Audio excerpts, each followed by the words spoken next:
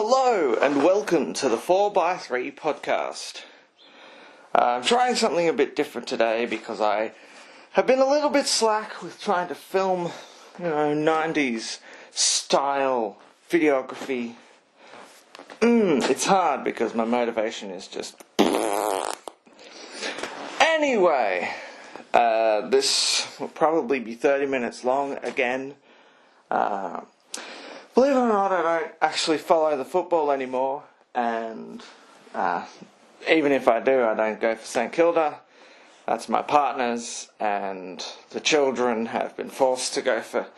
But anyway, as I was going for a walk this morning, I sort of thought about wallabies and different types of animals that live in the reserve.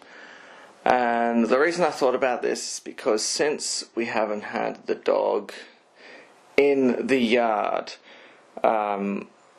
we've had wallabies enter our property and kangaroos, which ordinarily is pretty cool because we are fenced.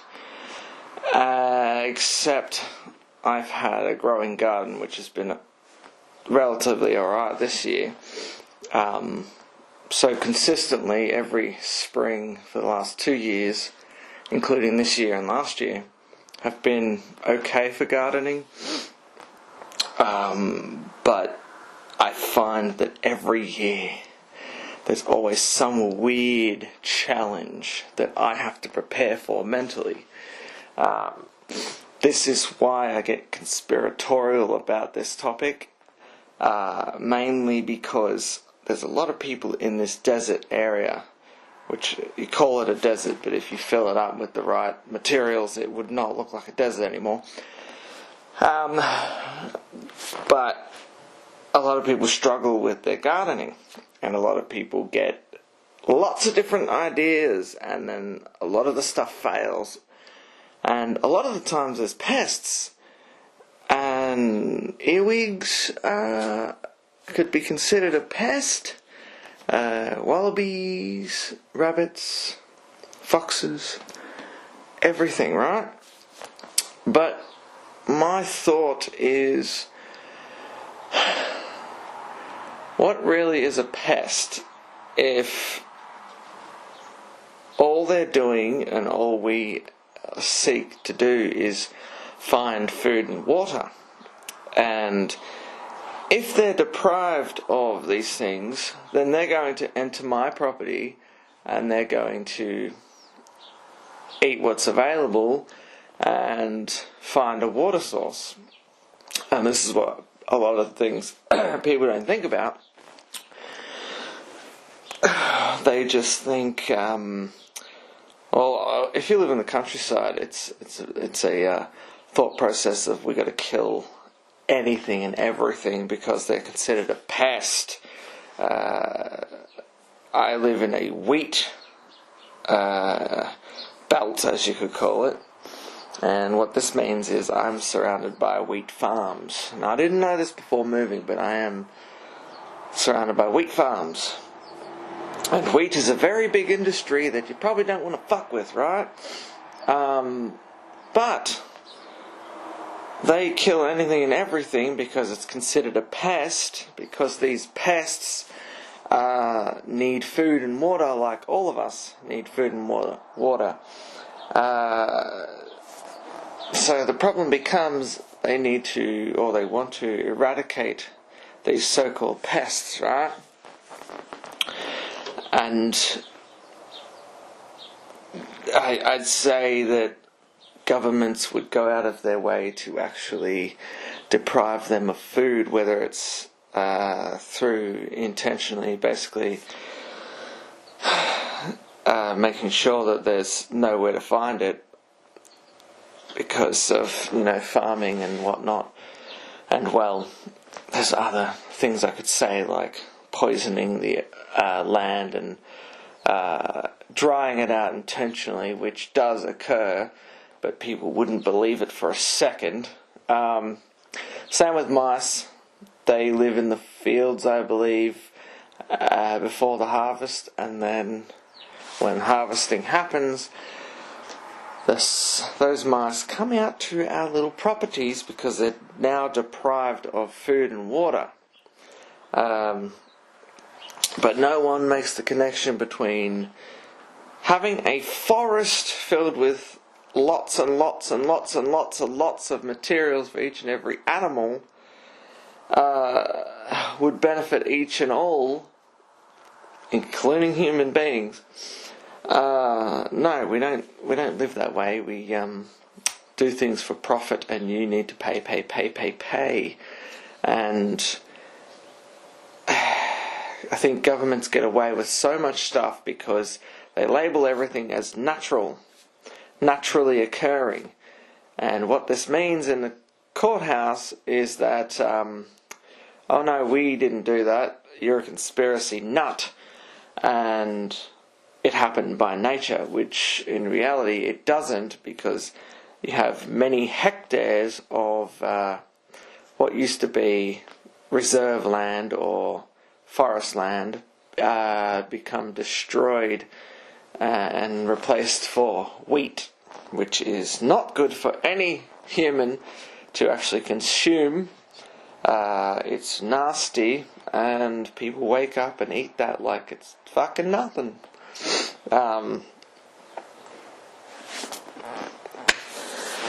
And so, although I'm annoyed because these wallabies are coming in the yard and basically ripping my sunflower heads off, but not eating them or anything like that, which is annoying, but they're looking for food, and one of the neighbours was telling us that they were eating roses as well, so they're obviously desperate for food again. And I mean, I'm not right now. As I went for a walk, I thought about it. How can I be mad at the wallabies?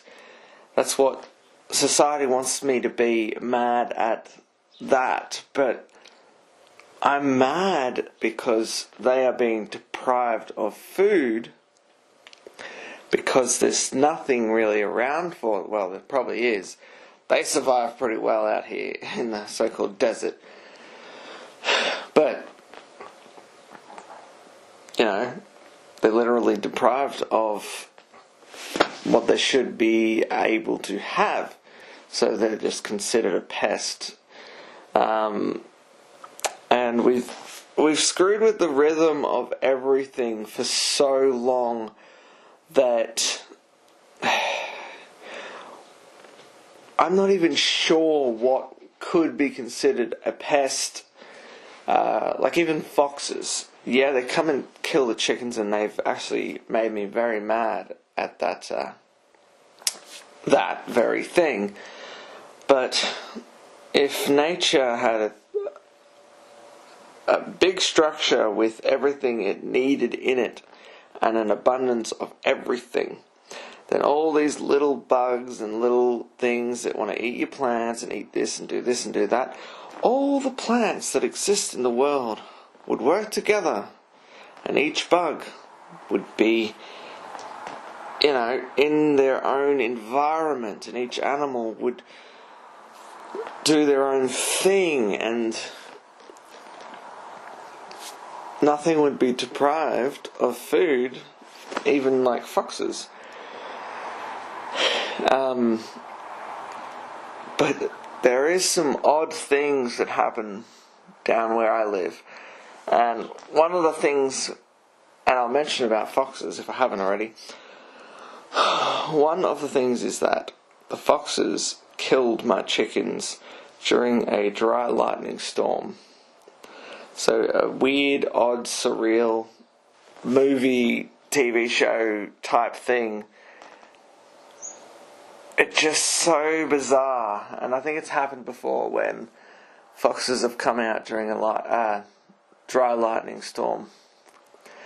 It's just freaky shit. It's almost like a horror movie with werewolves. You know, or wolves or whatever.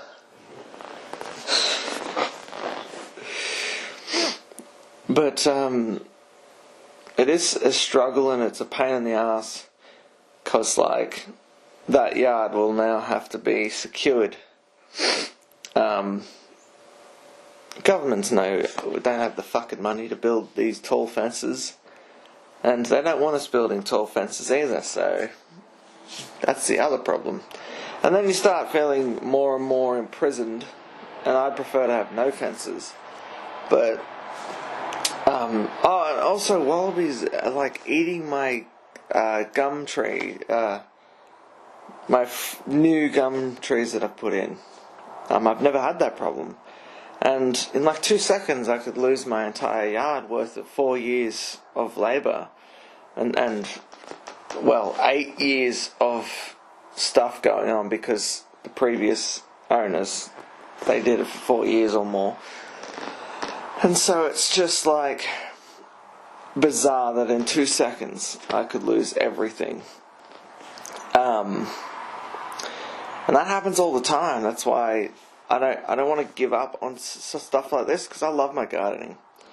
But it's a pain, and it's almost as if someone's intentionally doing something like this because they don't want me to put in the effort, and they want me to just go pay for all my food at the shops, because realistically I spend so much on organic stuff from the store that if you were to have a tree for every one of those things that I buy in the store, I would have an abundance of stuff, and then you could count it. Oh, $2, $3, $1, $2, and then, you know, for the $80, $100 I spend on fucking bananas, I pull it off a tree. Look at that. Done. No more spending $100 on that. It's wild. And we've been picking berries too, so every day we had a handful of berries that we could share with each other. And that's satisfying. I pay $9 for a fucking bag of goddamn berries. Divak? Yeah, it's disturbing, but I do have one rule for gardening, and I ruin that pretty easily. That is to be quiet when observing your say you got fruit or things growing that just makes you happy. You have to be quiet. You don't want to let the world know, because I find that if I let the world know, the next day my shit's fucking gone. Believe that. The next day it's gone. But if I just go, shh, everyone, look what we eat, then it keeps growing. Makes me happy. Because I've lost a year, this year I've lost my grapes. They were growing in a huge abundance. And then, what happened? Rain. Weird sticky stuff on my grapes. Completely dead. The part where the flowers grow and give you grapes and everything, absolutely annihilated. Gone. See, I could easily blame these little birds that I have at the property, but why one single day? Why did that all change? Through just one gross rain. And I think, and I do believe that they do something to the rain, something nasty, because I've had multiple issues after a rain, and sorry, that's where the symptoms come from. Let's get rid of that negative energy. I poured this black coffee earlier and went for a walk, and I don't know why, but now it's just like, what is it, 3/4 full? I don't know anyone in this house who drinks black coffee other than me, But I think what happened is the kettle, when you pour it, it'll pour to the top and you'll get a bit of froth and then it will go down. So there's that, eh? Probably still burning hot too. Oh God. And I remembered I put too much powder in there. I do have to get rid of that caffeination because, my God, it feels so damn good not to have it. You need to have a clear mind when you live in this world and be able to function correctly. And I find with these little things that are like, drugs and whatnot, like coffee, for example, it affects the brain a little bit. And for me, it causes severe anxiety at times. And since the weather is a bit different every day, it affects the brain based on the weather. So when it's humid or a little bit weird hot, having that caffeine just kills my soul.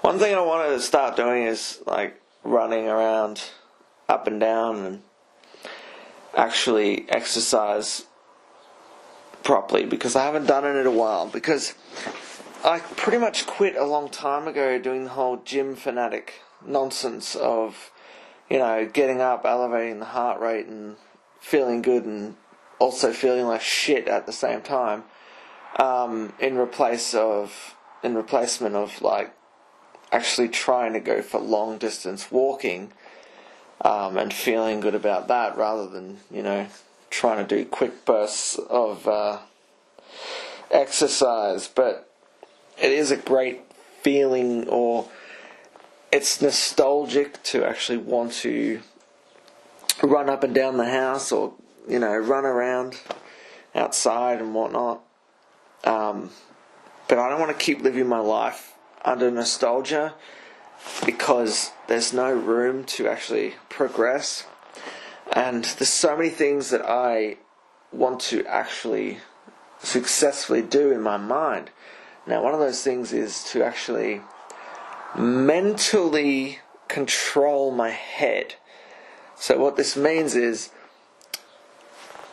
I can just say to myself, I don't want to drink a coffee. I'm not going to have a hot chips, or I'm not going to have a pizza, or I'm not going to do this. I'm going to try and get up and just take it all in and basically live free as a monk and not take in the habits of other people, like people in the world, in society. Just live in my own head with my own thoughts and do things for myself without waking up and going, oh, it's time to have the coffee again, time to do this, time to do that. I want to be mentally free. And the other thing is, obviously, to be tech free as well, completely and wholeheartedly. But in my mind is, during summer, it gets darker later, so this creates a problem of me not knowing what to do. And so it's just a habit of, going on the phone or going on the computer or playing with cameras and things like that. It all affects my mental stability. And when I moved out here, I didn't have any tech and I didn't want any tech, and I still feel that way. But this is all based on nostalgia, and this is why I pretty much jump off and just go off the radar and just don't care anymore. In my mind it would be fun to try and make an hour-long movie or something with a couple of people and then just dump it out there in the world and then put the camera away for like another year and then randomly do that again. But I can't be consistently doing something that's just like, you know. Eh. And so when I first moved, I was very conscious about all this stuff that leaks out radiation and high frequencies, and just reminding myself that there's like a buzzing noise, a weird buzzing noise, like if a power line is broken or a light is broken or something. That's what my brain thinks of when I think of all this hidden energy that's around me, with a lot of radiation and a lot of noise pollution.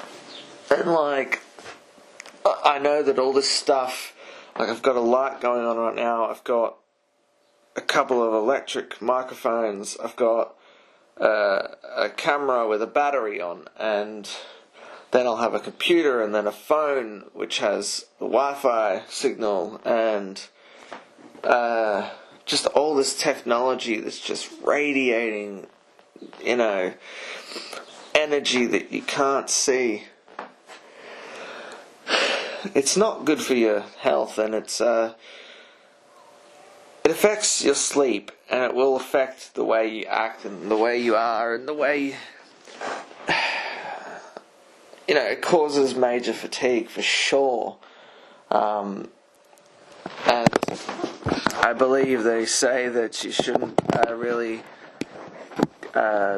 use your phone a couple of hours before bed, or even before bed in general, because that'll affect your sleep. Like eating before bed, that's not good either. But yeah, so although I enjoy all this stuff and it's fun to play around with, and it's great, it's just, it affects you so much. And you can just become a complete zombie after a while. Not good, but yeah. So the other thing I want to do, and I haven't done it in a while, is actually go for long hikes. And usually I end up doing it for a couple of, weeks out of a year. But I wouldn't mind doing it full time, and I know that the only way I'm probably going to do it is if I completely just spend time away from tech. The other thing too, like, I talk about it randomly, it's like I want to be able to fast and have that mental ability to just say I'm doing this and then push through it. And like, it's the whole thing of people say, oh, then just do it, or just stop eating that and stop doing it. But it takes a long time to retrain your mind to actually not do something. Like, for example, I haven't indulged in like cakes or chocolate or sweets in, I'd say, more than 4 months now. I don't know if that's a lie, but that helps. Sorry. Yeah, it takes time to retrain the brain, and at any moment now I get worried that I'll just go back to those habits. So it doesn't completely go away, and the reason why it doesn't go away is because of advertising. So if you pull out your phone, oh wow, everything's in your face. So you have to get rid of all of that stuff to actually stop reminding yourself of the things that you live in the past for. So nostalgia is the biggest demon probably to do with that. I have a lot of that going on, where I wouldn't mind going and seeing friends and just fucking going on the piss and just being a dumbass. But that turns into alcoholism for me. I can't do that. I can't anymore, and if I don't keep that under control, I have a long life of problems, and I don't want that. I'm still trying to I'm still trying to make sure I don't have Coke and all that again. I haven't had soft drink and all that for a couple of weeks. The biggest deal with that is I know that last year I had the habits, and then I become so sick of it that I just stop it. But then I bring it back again. The same with coffee. I brag about the fact I haven't had coffee, and then I start to have it again. It's just this problematic thing, and the more I go out into the world and all the smells are there and all the things that remind me of everything else, it just makes me want to go back to those habits. And so getting to a good mental state where I'm not on the phone, that's priority. Number one, not doing these things will help so much, and it will help a lot of people be free in their mind. But they just choose not to do it, and we choose not to do it. And although right now it's been good because I've intentionally, before summer, I don't go online. I try not to go on Facebook or anything like that. We have an account, but it's for Marketplace. And the advertising thing is the biggest problem of consuming and all that sort of thing. It's easy to fall into a bad habit, but intentionally not going on there during summer, because I know that there's going to be a bushfire, and I know that there's going to be paranoia in my mind. And because I haven't gone on there, I haven't known anything except for what people say in passing, who are obsessed with Facebook and looking it all up. Last year was very bad with the comment field, not just for myself, but just the way things were presented last year. I couldn't do it this year, and I hope I don't go on there and catch a glimpse of it, because it's just months and months and months and months of just panic. And the one thing, I know there's stuff going on right now, but the one thing that surprises me by not looking into it at all is noticing the surroundings. We haven't had any smoke in the air down here, and apparently Melbourne has had the smoke from the fires, or I think there's fires, I don't know. And the traffic has been slow on the highway, and you can just tell that there's a conga line of people. Seems like they were stopped, because it's just like a build-up of traffic almost. I know it's holidays right now, but there's also been less of a police presence in this zone. Usually, there'll be heavy police presence on the side of the road over here, and there hasn't been, which is cool. And I don't know, it feels good not to pay attention to it. And when you don't pay attention to it, people start ringing you up and saying, "You're gonna die," and all this shit, and I'm just like, "What the fuck are you talking about, mate?" Because I don't see anything going on. Not to be overly cocky about it, but people from the city don't have a fucking clue of what sort of environment you live in and what actually is going on. So it's very interesting. Like right now, it's peaceful, and for like a week now, I think it's been a week. I don't even know. My car hasn't been working at all. It stopped working when my partner started the car, and started, died, started, died, started, died. And then no more start, no more cranking, no more nothing. And every time the car breaks down, we go through too much shit to find out it's just one simple thing. And then the stresses cause things to break, and then you have to fix those things, and then you're back to square one, and then you don't know if you broke it, and you don't know anymore. That's what's happening with the car.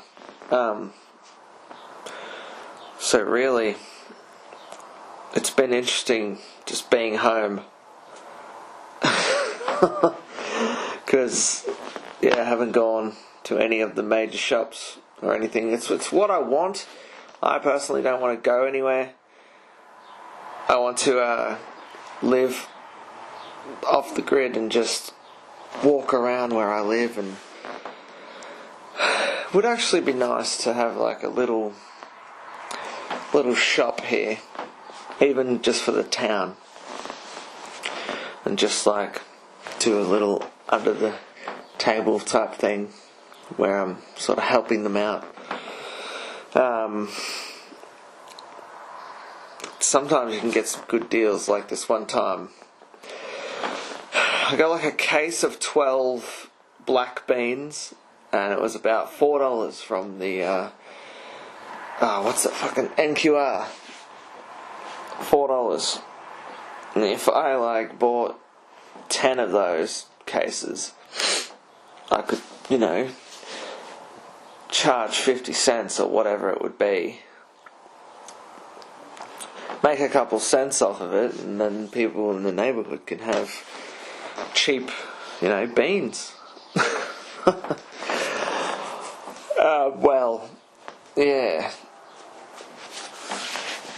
Basically rip yourself off a bit just to help the community, but don't know, it would be an interesting thing to actually do that. And it just makes me sit around and just wonder why we really need a council or anything like that. We have a couple of people in our town, and we can look after ourselves, and governments don't want that, and they don't like it. We have enough people to form our own council and create our own state, and that's something I should not be talking about, but yeah. Oh god. Whoa. It's like the black coffees I used to make after a hangover. Did not help the hangover. Makes me feel like what I feel right now. Just, why did you do that? Oh, Jesus Christ. Something interesting is people become hoarders, but in a way they're right about certain things. Like, for example, if you have 2 bicycles and you throw out the old one because the new one, is working now, when that doesn't function and drives you absolutely insane, you're going to end up buying another bike probably. And that's why people continue to buy newer and newer things all the time. I think people should adapt to having skills. So if you purchase a car, you should learn how to replace the things and keep it running, and learning how to fix it. Same with a bike. If you need to ride a bike, you should learn how to fix that bike and learn the mechanics inside and out. We have so many jobs out there that a lot of them are almost unnecessary to actually have, which is ironic because we create livelihoods for people which don't need to exist. If you purchase a product, either that product that was invented or designed should be repaired by those who invented it as a means of, I don't know, owning up to their invention, or if you purchase a product, you should know how to repair it. There's so many livelihoods based on every single product you can imagine. So like the lens, for example, lens repairs, but I guess a lot of it could come under the one umbrella of repairing cameras. Lens repairs, camera repairs, battery repairs, microphone repairs, audio device repairs, car repairs, clock repairs, I guess lighting repairs, table repairs, painting repairs, air conditioner repair, air conditioning controller repair, bed repair, furniture repair in general, lawn care, tree maintenance, mower repairs. I mean, there's so many livelihoods out of these things that if people just, every time they purchase something, they should learn how to fix it. Or rather, in a weird way, there should be not a mandatory, not a compulsory course on these things, but like maybe you should be able to, as soon as you purchase a product, learn how to repair it. The only thing is that doesn't work. That doesn't work for governments. It doesn't work for people in control, unfortunately. And it is hard. I mean, it is complicated, certain things. And a lot of things aren't for everyone. But the thing is, people purchase a phone. It's complicated electrical system that not the ordinary man could fix. But I do believe if you buy something, you should probably learn how to fix it. I mean, that's gotta be a thing, right? Thank you for listening. I am out.